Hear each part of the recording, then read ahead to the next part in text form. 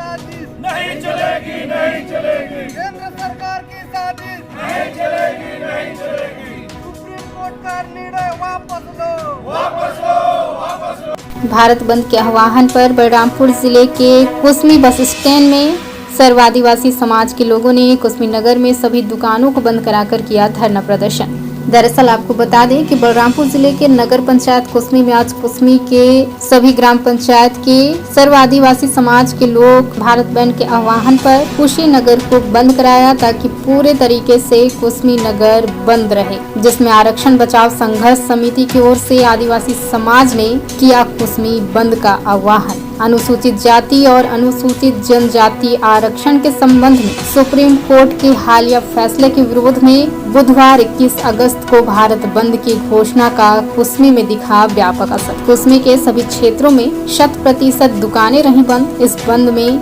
क्षेत्र भर से व्यापक भागीदारी में सभी लोगों ने समर्थन किया। जरूरी सेवा जैसे चिकित्सा, डेली नीड्स की दुकानें रही खुली, साथ ही परिवहन सेवा को भी बंद रखा गया। सारे मीडिया के साथियों का अपन स्वागत करते हैं। इस क्रांति की बेला में आप लोगों ने आके हमारी व्यथा को जानने का कोशिश की। देखिए, ये कोई छोटी मोटी मांग नहीं है। देश आजाद होने के बाद आज सबसे बड़ी 1 अगस्त 2024 को माननीय उच्चतम न्यायालय ने जो निर्णय पारित किया है, जो गाइडलाइन दिया है राज्य शासन को, उससे बेहद खफा है आदिवासी और हरिजन वर्ग के और शोषित दलित ओबीसी वर्ग के।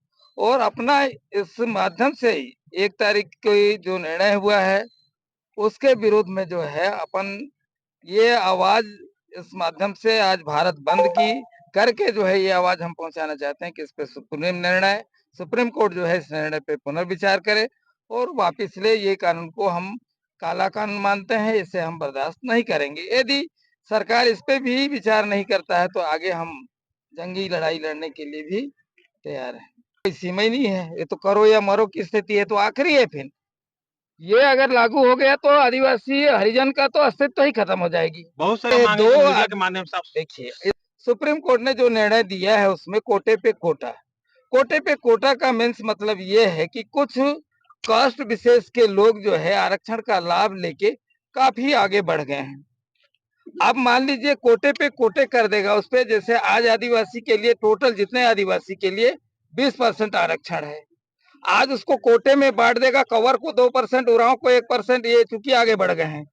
बिरजिया कोरवा जो है बहुत पीछे है, इनको 3% कर दिया। इस तरह से बांट देगा तो क्या उसको ये लाभ कोरवालों को मिल पाएगा? आज इतनी महंगी शिक्षा हो गई, सबसे पहली व्यवस्था तो होनी चाहिए शिक्षा व्यवस्था, और गवर्नमेंट के पास कोई डेटा नहीं है।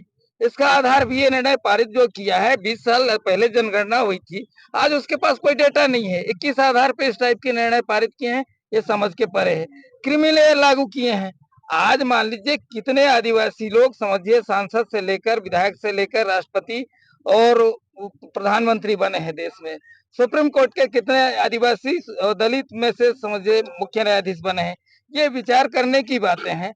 आज उस जो शोषित जो क्रीमी लेयर लागू किए हैं, जैसे ओबीसी का मापदंड था 8 लाख रुपया, आज यदि 8 लाख अगर उस तरह से पैमाना होगा तो जितने शासकीय कर्मचारी हैं वो सारे इस दायरे में आ जाएंगे और उनके लड़के की गर्दन पे हाथ धर के तुम क्रीमी लेयर के दायरे में हो, चलो तुम बाहर, करके उसको बाहर निकाल दिया जाएगा। एक दूसरा वर्ग है वो जो शिक्षा से वंचित है, उसको लाभ मिलेगा नहीं। फिर उस स्थिति में क्या होगा, एनएफएस लागू करेंगे कि नॉट फाउंड सुटेबल, फिर वो सीट जो है कन्वर्ट हो जाएगा जनरल में। तो हम तो कहीं के नहीं रह गए। आप विचार कीजिए ना कि आज हमारी दशा क्या होगी इस परिस्थिति में। देश में कहीं कानून बनाने की अधिकार नहीं था। 341 और 342 जो है इसमें स्पष्ट किया है, वो संसद ही कानून बनाता है, उस पे जायज हुआ है नहीं हुआ है सुप्रीम कोर्ट उसकी समीक्षा करता है। ये तो पहली बार हम देख रहे हैं कि सुप्रीम कोर्ट कानून पारित कर रहा है और गाइडलाइन जारी कर रहा है। सरकार जो बिल पास की है और उसके द्वारा हमारे अस्तित्व को खत्म करने की कोशिश कर रही है, और इसलिए हम आदिवासी SC ST के सभी भाई बहने माता पिता अपने अस्तित्व को बरकरार रखने के लिए, क्योंकि जल जंगल जमीन हमारे अधिकार में है, हम इस धरती के, हमारे भारत देश के मूल निवासी हैं और हम उस अस्तित्व को बनाए रखना चाहते हैं।